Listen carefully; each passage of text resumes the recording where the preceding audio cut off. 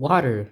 Help! Water everywhere! Swim, Brambly Claw yelled, then choked as a sharp, salty wave filled his mouth, dragging at his fur and pulling him under.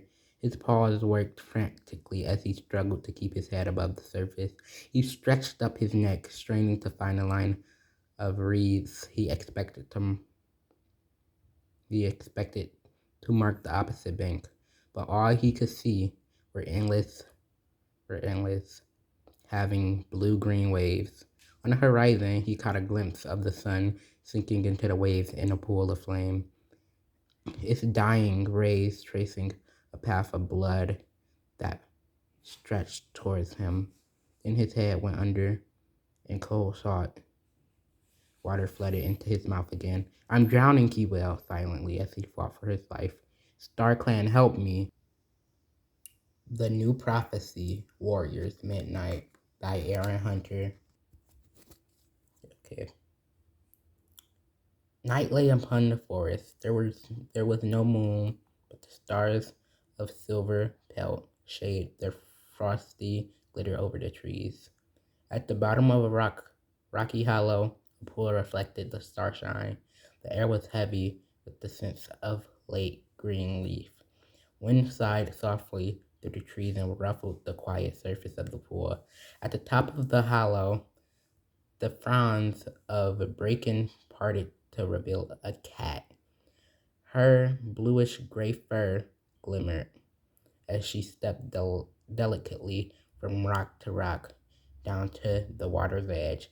Sitting on a flat stone that jutted out over the pool, she raised her head to look around as if at a signal.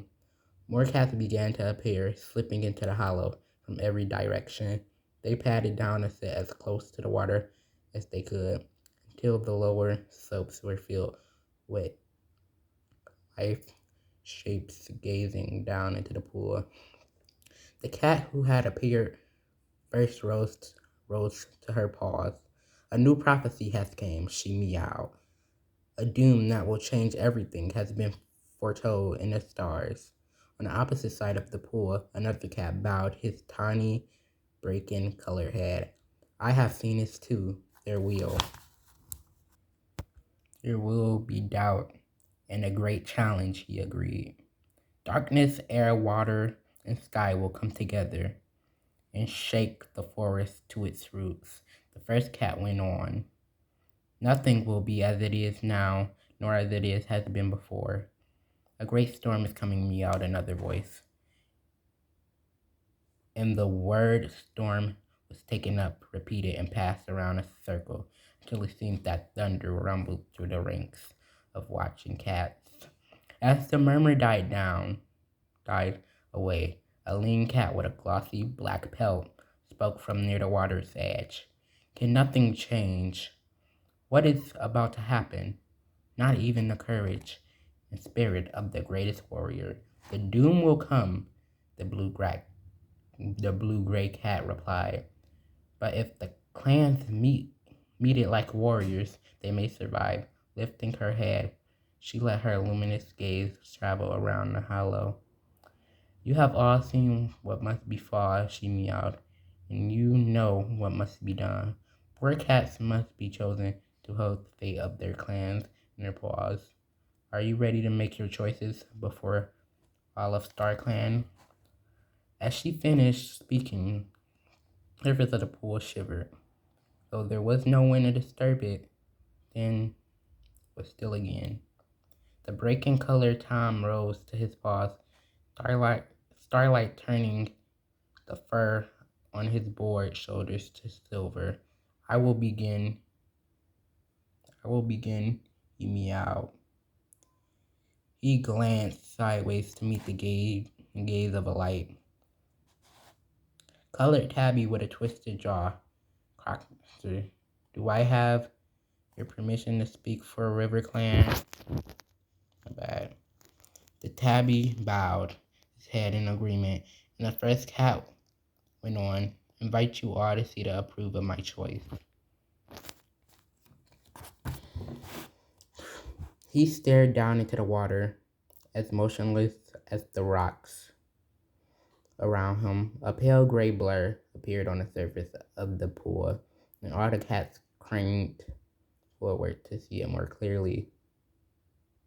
That one, murmured the blue-gray cat, staring at the shape in the water. Are you sure, Oakheart? The tip of the breaking colored Tom's tail flicked back and forth. I thought this choice would please you, Blue Star. He meowed, amusement in his tone. Do you think she was well mentored? She was excellently mentored. Blue Star's neck rose as if he had said something to challenge her, then lay flat again. Does the rest of StarClan agree? She asked. A murmur of accent rose from the watching cats, and the pale gray shape thinned and vanished from the water, leaving it clear and empty again. Now the black cat stood up and padded to the very edge of the pool. Here is my choice, he announced. See and approve it. This time, the shape in the pool, tiny color and lean. With strong, well-muscled shoulders, the Blue Star gazed down at the image for some moments before nodding. She has strength and courage, she agreed. But Night Star, does she have loyalty? Called another cat. The black cat's head whipped around, its claws dug into the ground in front of him. Are you calling her disloyal? If I do, there's reason for it. The answer was shot back. She was not born in Shadow Clan, was she? Then that could make her a good choice, Blue Star. Blue Star meowed calmly. If the clans cannot work together now, they will be destroyed. Maybe it will take cats with a paw into clans to understand what has to be done. She paused for a moment, but no other objections were forthcoming. Do StarClan approve? There was some hesitation, but it was not too long before soft meows of agreement came from all the assembled cats. The surface of the pool ripped briefly, and when it stilled again, the tiny shape had gone. Another black cat got up and approached the water's edge, limping on one stubby, twisted paw. My turn, I think, he rasped. See and approve my choice. The gray-black shape that formed in the pool was hard to see against the reflection of the night sky, and the cats appeared as it for some time before anyone spoke. What? The breaking-colored cat exclaimed at last. That's an apprentice? I had noticed. Thank you, Elkhart, the black Tom yelled dryly. Deadfoot, you can't send an apprentice into danger such as this. Another cat coughed from the back of the crowd. Apprentice he may be, Deadfoot retorted, but he has courage and skill to match many warriors. One day, he might make a fine leader of Wind Clan. One day is near now, Blue Star pointed out, and the qualities of a leader are not necessarily those that the clans need to save them now. Do you wish to make another choice? His foot tail lashed furiously, his neck fur blistered as he glanced at Blue Star. This is my choice, he insisted. Do you or any other cat dare to say he is not worthy? What do you say? Her gaze went around the circle. Do StarClan approve? Remember that every clan will be lost if one of our chosen cats should weaken or fail. Instead of a murmur of approval, the cats muttered at each other in small groups, casting uneasy glances at the shape in the pool and at the cat beside it. Deadfoot stared back with fury in his eyes. His fur fluffed up so that he looked twice his size. He was obviously ready to take on any cat who had challenged him. At length, the murmuring died away, and the Blue Star asked once again, does the clan approve? The assent came, but it was low and reluctant, and a few cats did not speak at all. Deadfoot let out an ill-tempered growl as he turned and limped back to his place. When the water was clear again, Oakheart meowed. You have not yet made your choice for ThunderClan, Blue Star. No, but I am ready now, she replied. See and approve my choice. She gazed down proudly as a dark tabby shape formed in the depths of the pool. Oakheart stared at it and stretched his jaws wide. Soundless meow of laughter. That one! Blue Star, you never cease to surprise me. Why, Blue Stone? She was nettled. He is noble. He is a noble young cat, fit for the challenge this prophecy will bring. Sorry, ears twitched. Did I say he was not? Blue Star held his gaze, not looking at the other cat. She demanded, does the clan approve?